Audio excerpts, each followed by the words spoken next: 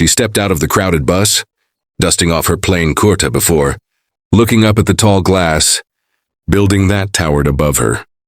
The sight of it alone was intimidating. Polished marble floors, revolving glass doors, and people in expensive clothes walking in and out with an air of confidence. She tightened her grip on the old folder she carried, the corners frayed from years of being handled. Inside it were her certificates and resumes. She had typed herself at a public computer shop. For her, this day wasn't just an interview. It was a lifeline. As she walked towards the entrance, her heart pounded.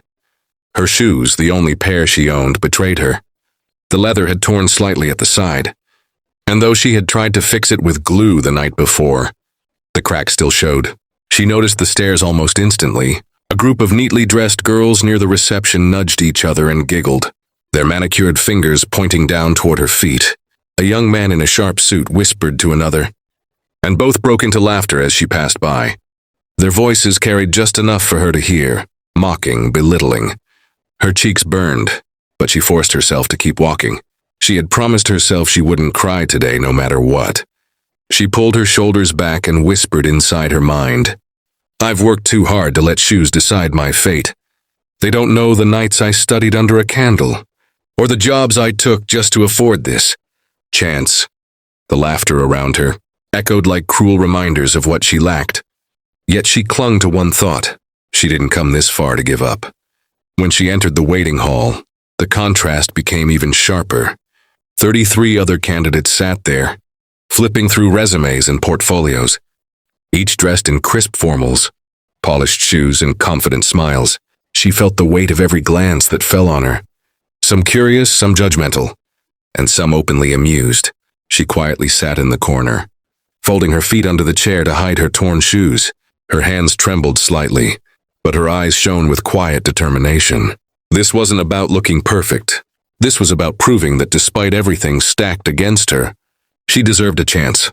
The waiting room grew tense as the final round of interviews approached. One by one, names were called, and the number of candidates shrank until only 33 were left. Each person looked sharp, confident, and well-prepared, flipping through their sleek portfolios and whispering last-minute rehearsals of their self-introductions. She sat quietly in the far corner, clutching her worn folder close to her chest. Her torn shoes peeked out no matter how hard she tried to tuck them beneath her chair, and every so often she caught someone's amused glance. Still, she kept her gaze fixed on the door, waiting for her turn. When her name was finally called, her stomach tightened. She rose slowly, smoothing the creases of her simple outfit. The faint squeak of her old shoes against the polished marble floor echoed in the large hall, and she felt the smirks ripple across the room behind her. It was as if the sound alone betrayed her struggle. She took a deep breath and told herself not to look back.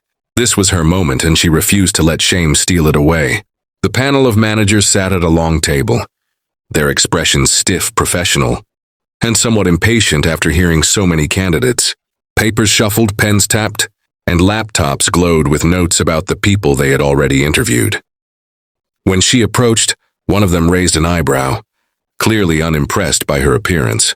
Still, they motioned for her to begin. She stood tall even though her knees were trembling inside. At first, her voice came out soft, but as she spoke, it grew stronger, carrying with it the weight of her struggles, her experiences, and her determination. She talked about how she had taken on multiple part-time jobs to fund her studies, how she taught herself skills late into the night, and how she never gave up, despite the countless times she was told she wouldn't make it. There was no arrogance in her tone, only raw honesty and passion. For a brief moment, the room stilled. The same panel that had been skimming resumes began leaning forward, listening more closely. The flicker of boredom on their faces was replaced by curiosity. Even some of the candidates outside peeked through the glass, their smirks fading as they realized she wasn't just another desperate applicant. She was someone who carried fire in her words. Fire that no polished shoe or expensive suit could ever replace. One of the managers leaned back in his chair, crossing his arms as she finished, explaining how she had balanced work and study to reach this point. His eyes drifted down, not at her face or the resume she held out, but at her feet. The torn edge of her shoe peeked out again, and a crooked smile formed on his lips. Clearing his throat, he interrupted her mid-sentence, his tone laced with mockery. "Tell me," he said loudly enough for everyone in the room to hear, "do you really believe someone who can't even afford proper shoes can handle the responsibilities of this position?" A ripple of chuckles spread through the room. A few of the managers exchanged smirks, while the candidates watching through the glass covered their mouths to hide their laughter. It felt as though the walls had closed in on her, their ridicule pressing down on her chest. For a heartbeat, she considered lowering her eyes, apologizing, or pretending she hadn't heard. But then something inside her shifted. She inhaled deeply, straightened her back, and met the manager's mocking gaze without flinching. "With all due respect," she began, her voice calm but steady, "shoes don't define a person's skill. Hard work, loyalty, and resilience do. These shoes may be torn, but they carried me through every challenge I've faced so far. They carried me to jobs where I worked 16 hours a day. They carried me to classrooms when I couldn't afford transportation. And they carried me here today. If they can endure, then so can I." The laughter died instantly. The silence that followed was almost heavier than the chuckles had been. The managers glanced at one another, unsure how to respond. Even the mocking man shifted uncomfortably in his chair, his smirk fading into something unreadable. On the other side of the glass wall, the same candidates who had been amused moments ago now stared at her in quiet astonishment. Her voice didn't waver as she continued. "I came here not to be judged by what I wear, but by what I can do. If this company values appearance more than ability, then I'll accept whatever decision you make. But if you want someone who will give everything, no matter the obstacle, then you already have your answer." She let the words hang in the air, and the silence that followed was no longer heavy with mockery, but with respect, silent, reluctant, but undeniable respect. Hours passed, and the tension in the waiting hall thickened. Candidates came out one by one, some with confident strides, others with nervous faces. She sat quietly in her corner, her worn folder pressed against her lap, replaying every word she had spoken in the interview. Doubt began to creep in. Had she been too bold? Too honest? Her eyes fell to her torn shoes again, and for a moment her heart sank. Around her, the others chatted in low voices, boasting about their connections, qualifications, and polished appearances. None of them gave her a second glance, as if she had already been erased from the competition. Then the door to the conference room opened. A hush fell across the hall as the CEO himself entered. He was tall, composed, and carried the kind of presence that silenced even the most arrogant. The managers who had conducted the interviews followed behind him, their expressions guarded. Every candidate straightened instantly, adjusting ties, smoothing skirts, fixing hair. It was clear this was the moment that would decide everything. The CEO walked slowly down the row of candidates, his sharp eyes scanning each face. Whispers filled the air, rumors of who might be chosen, whose resume had impressed the most, who had family ties within the company. No one looked at her. All eyes were fixed on themselves or on the CEO's every step. She lowered her gaze, convincing herself that her chance had already slipped away. But then he stopped.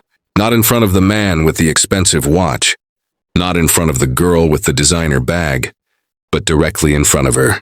She froze, her breath catching in her throat as his shadow fell over her. Slowly, she lifted her head, and to her astonishment, the CEO was smiling. "I don't need to hear any more debates," he said firmly, his voice carrying through the hall. "Out of 33 candidates, I choose her." The room fell into stunned silence. The confident candidates who had laughed at her earlier now sat stiff, their mouths slightly open. The managers glanced at each other, startled, but none dared to question him. For a moment, the world seemed to stop, then she felt his hand extended toward her. Hesitant at first, she rose to her feet. The torn shoes that had made her a subject of ridicule now tapped softly against the floor as she stepped forward. She placed her trembling hand in his, and he gave it a firm shake, sealing the decision. "You spoke with honesty, with strength, and with dignity." The CEO continued, his eyes never leaving hers. "That's the kind of person this company needs, as skills can be trained, but character cannot. And you have shown more character today than anyone else here." As she walked beside him, the hall seemed to blur. She no longer noticed the stares, the shock, or the whispers. Her shoes were still torn, her clothes still plain, but none of it mattered anymore. She had walked in with ridicule clinging to her like a shadow, and she was walking out with respect, blazing like a crown.